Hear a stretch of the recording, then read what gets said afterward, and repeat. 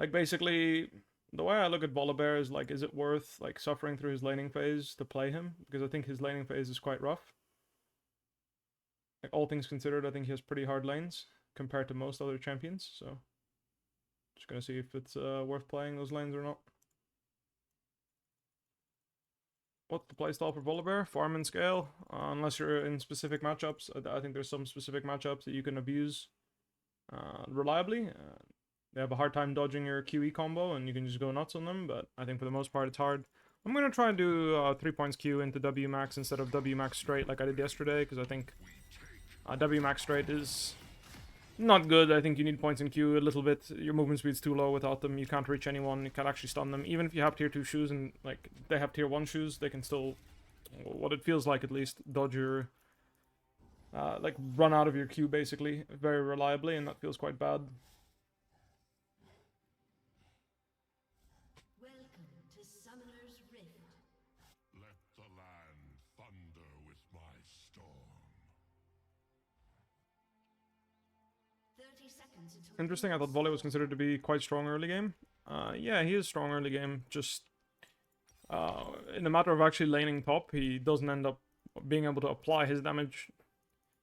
If people don't know how to play against Volibear, he is very strong though. He's like, you know, if you're not that skilled at League and you don't consider what the enemy champion can do very well, then he's going to crush you.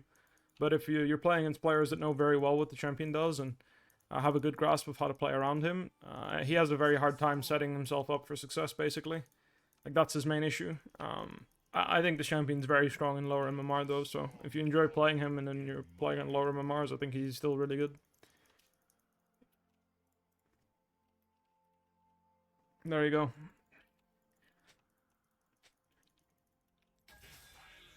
So I always start with E, and I just, you know, don't really touch the wave. I E the first 3 creeps, and I just take it slow, and then I slow push 3 waves into a free recall. That's generally how I play on the bear.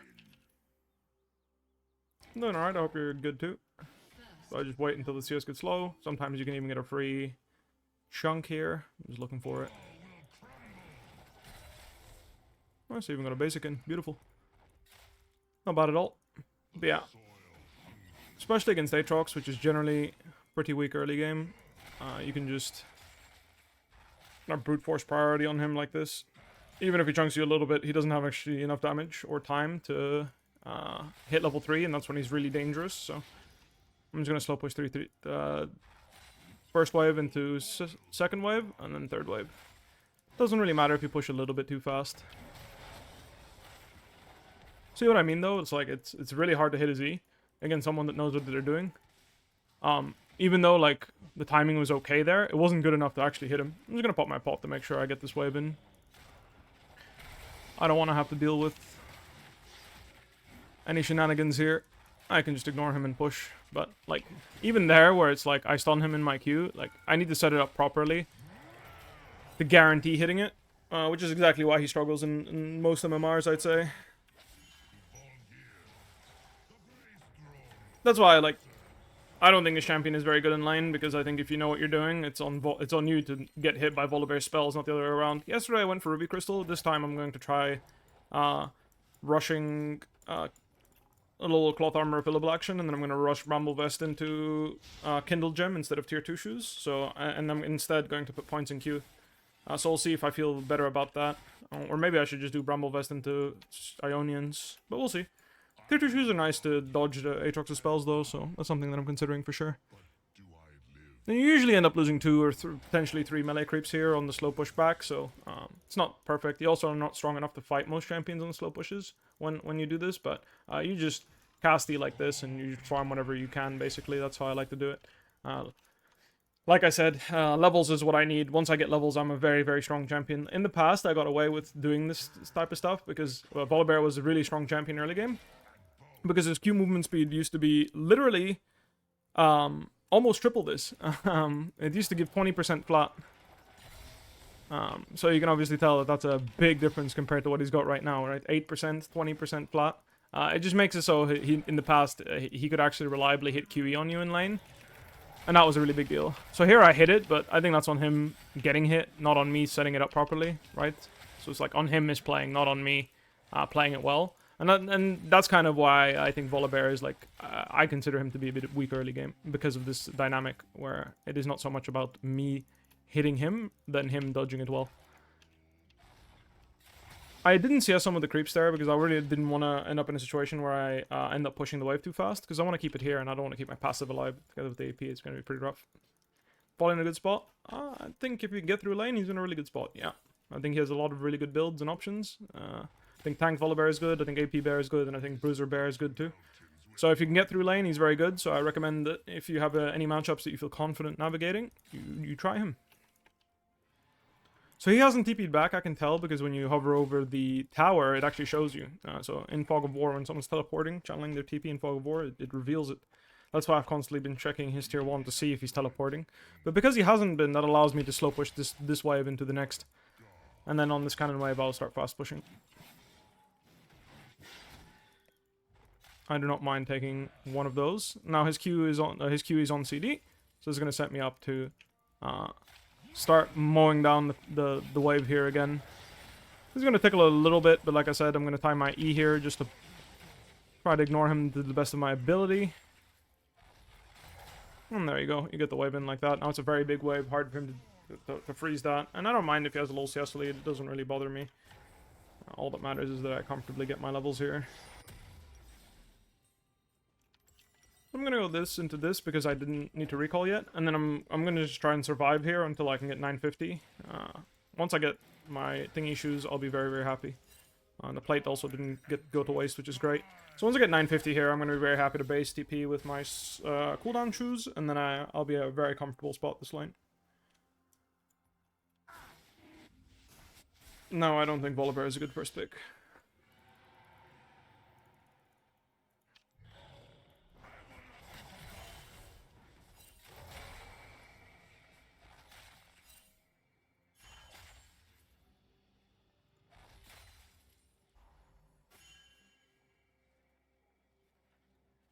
He could be roaming mid, but I doubt it. It would be kind of strange. Like, he would be kind of hoping that Silas... Like, he would... Like, the thing about this mid matchup is, like, both melee champions that are, like, strong all-in in against each other. Like, I think Cassidy and Silas are both quite strong all-in. But neither of them have to fight the other. I feel like they can just play it slow and play it safe. So it's difficult to time roams mid, I feel, as a top laner in those matchups, because enemy can just run away if he doesn't want to fight, you know? He's spacing a bit too far back, which I like. Like, whenever he Q1s me like that and hits it, he has a bigger window to pressure me than what he's actually taking, so I like that a lot. I think that's how he's supposed to do it. Like, he's supposed to stick closer to me and...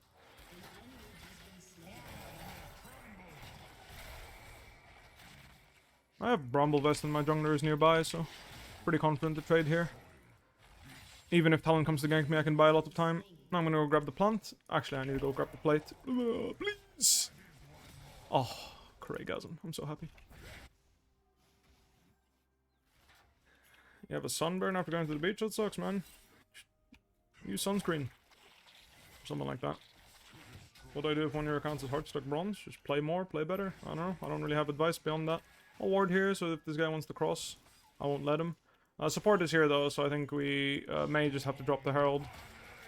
We are outnumbered. Either way, when support is here like this and it's not really on top lane priority to decide what the Herald situation is, I like to just go back to my lane, make sure I have the priority, and then just make sure I block the Aatrox from moving. Like, this is not so much on me to move as it is to stop the opponent from moving. We're buying time here for our good friend. So here I got him to ult. Little sidestep there. I'm just gonna fight this guy here and try to stop him from moving. The reason why I'm doing all this instead of fighting here on the Herald is because, like I said, we're outnumbered from support gap, and I don't want to put myself in a position where I'm getting punished for support gap. If I prioritize on moving too much, I join the fight, I go die there, then I'm just going to bleed in my lane for absolutely no reason. And I'm not a fan of bleeding in my lane for absolutely no reason. And like I said, if support has so much tempo in Viego, like, I'm not going to say this was a bad play or whatever, like, the outcome was good. But the point is that that's not within my control. So I'd rather control what I can and make sure that I have a better condition in my lane, so that if the Herald resets like it did, I'm still going to have push and I'm going to be back and I'm going to be stronger. I'm just going to recall here and grab my Kindle Gem and my cooldown shoes. I really prioritize getting the defensive parts of my build online when I'm playing this champion. So this into this. I'm not going to use TP, there's no need. But yeah, I really value armor, health, and cooldown reduction first. For the reason I told you, right? This champion, in my opinion, scales really well with items. So once I get Gore Drinker Shojin, I'm going to be super happy this game in terms of scaling. So I just buy the cooldown reduction and all these stats to like survive. And I also find that CDR in general is just really important on him when you're trading with your opponents. Is it necessary to roam when I'm playing a non-roaming and mobile top champ? If you want to carry the game through team fighting, then yes. If you are trying to split push and carry the game through split push, then no. Right? It really is that simple. Depends on what your game plan is, and if you don't have a game plan, sometimes you must roam to help your teammates, yeah. I have shield here, so it eats his Q3, so... Oh, I hit the wrong key. I wanted to sip my potion there. End up pooping out a ward.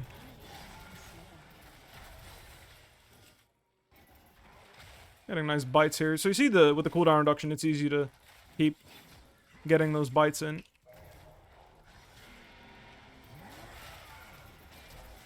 Nice.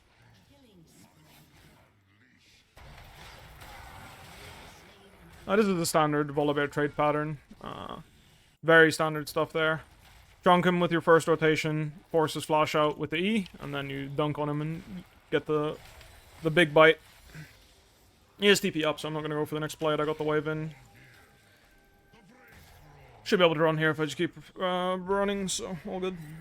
Do you review other players' VODs often? No, not really. I very rarely do. Only if I'm trying to specifically learn or like look for something.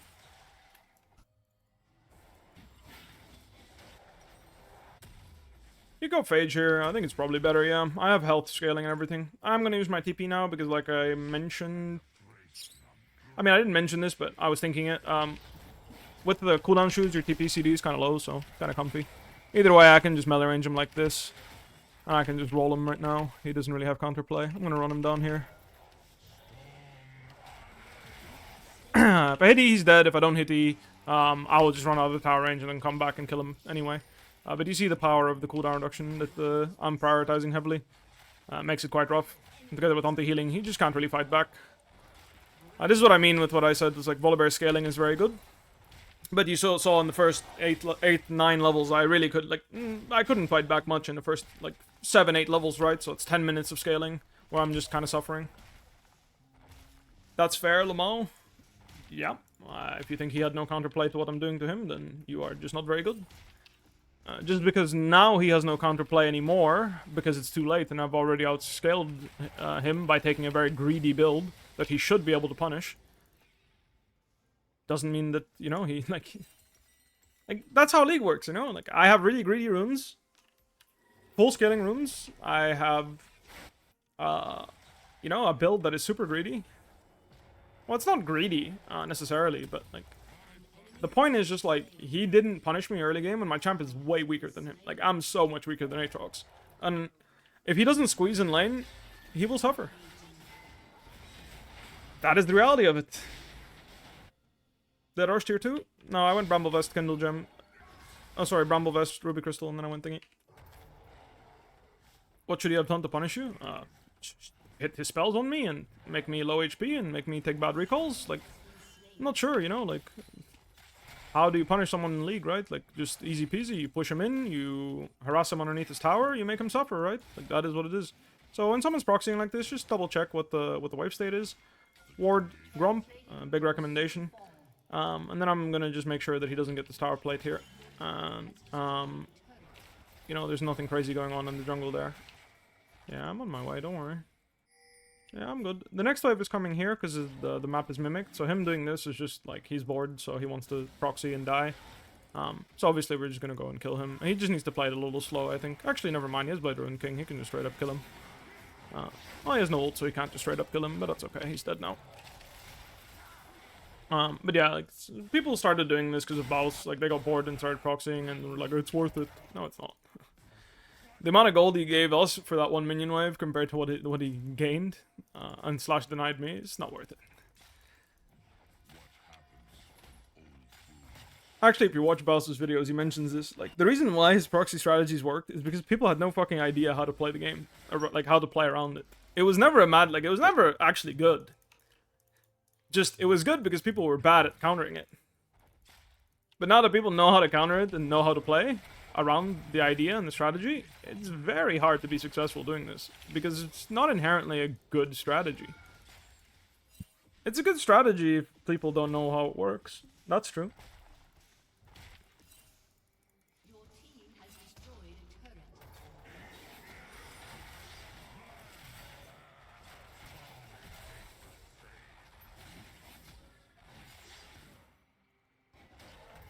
An ally has been slain.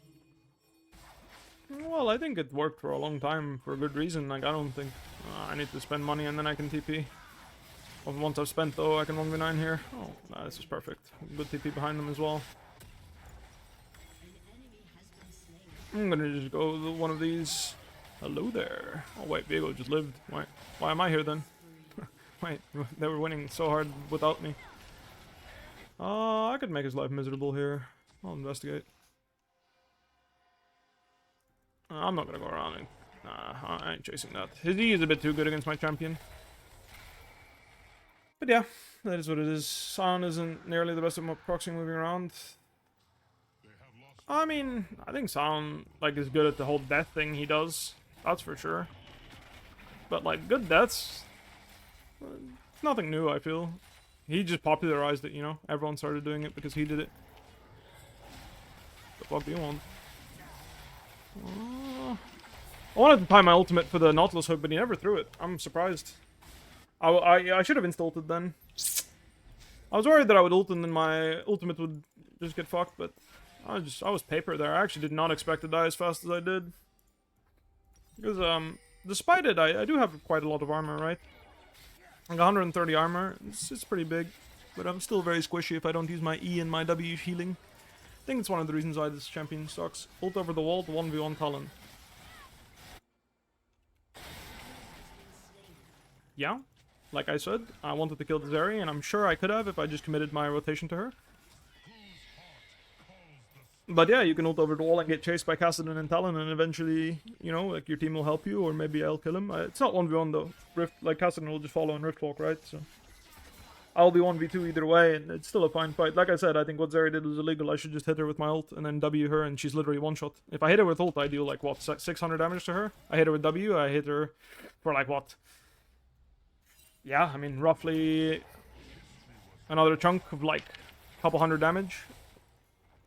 350 or so, maybe more. She's just dead, you know? She's 1400 health. I already did 400 damage to her. I literally killed her in 2 spells there. I just need to be more decisive. Because I can tank the... I can actually tank the Nautilus hook after I ult forward.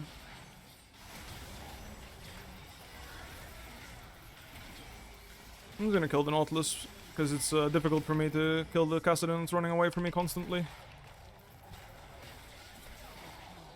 But either way, my team is smashing this game without me, so we're chilling. Yeah, just exclamation mark keyboard. I will explain.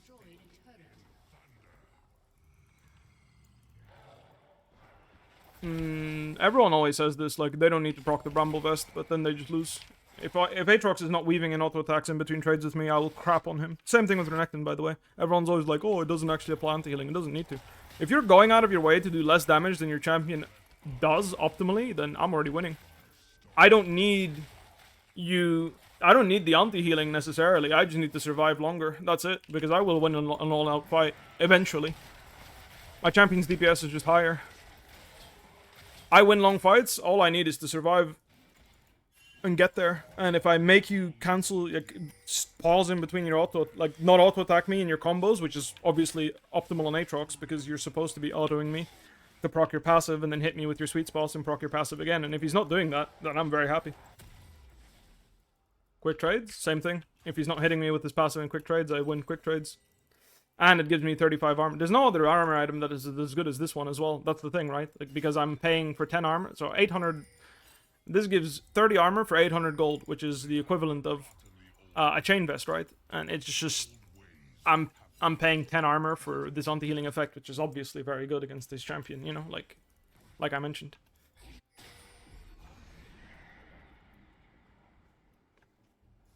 Yep, and I really want cooldown shoes because I think CDR is just too important on Volibear. The champion is just super clunky if you don't have high CDR.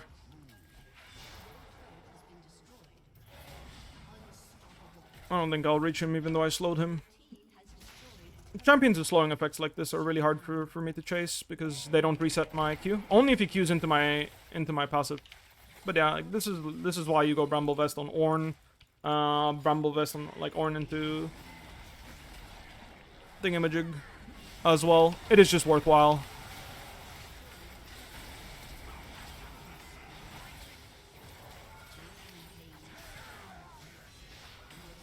Making Renekton deal less DPS by not resetting his combos is always worthwhile.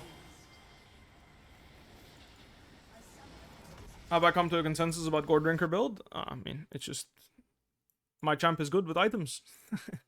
My consensus has been I've been winning lanes, so my champ is really strong, but no matter what you build, the champion is strong. Winning lane. Yeah, he can reach Gore Drinker first, but it doesn't matter. I need levels. It delays, like it is the best for me to survive basically.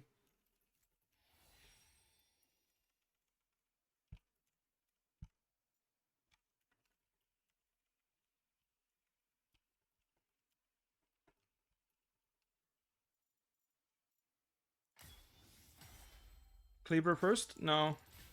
It doesn't matter what he builds, he always loses. I mean, he can build to try and win the 1v1, but he always loses it. He needs anti-healing. That's the thing, that's the funny thing, is like, in order for Aatrox to win this matchup, he needs to also buy anti-healing, and if he also buys anti-healing, my anti-healing item is better than his. Because if he goes Bramble Vest, it's like, not that, like, it doesn't help him, because he needs to kill me before, like, you know what I mean? Like, literally, like, he runs out of health before I do. If we have the same items, I'm just stronger than him at every point. Because my spells, I mean, that's just how the game works, right? I'm just a stronger bruiser. I don't think this matchup is very good for Aatrox. I don't think it's ever been. I definitely think you can do stuff, but for the most part, you can't. Anyway, after this game, I'm going to be reviewing some of the stuff we talked about yesterday with one of the players. So, look forward to that. Sounds like bad Aatrox to me. Yeah, he can get a CS advantage and whatnot early game, but I still think this matchup is not worth, like, this is not an Aatrox matchup that's a bad Aatrox matchup, but I wouldn't go out of my way to pick Aatrox into this matchup when there's matchups that are so much harder for Volibear. Relative to other bruiser champions, like Olaf, for example, is fucking miserable as Volibear. Like, that matchup is just, you just lose. There really isn't much you can do. If Olaf is any reasonably good.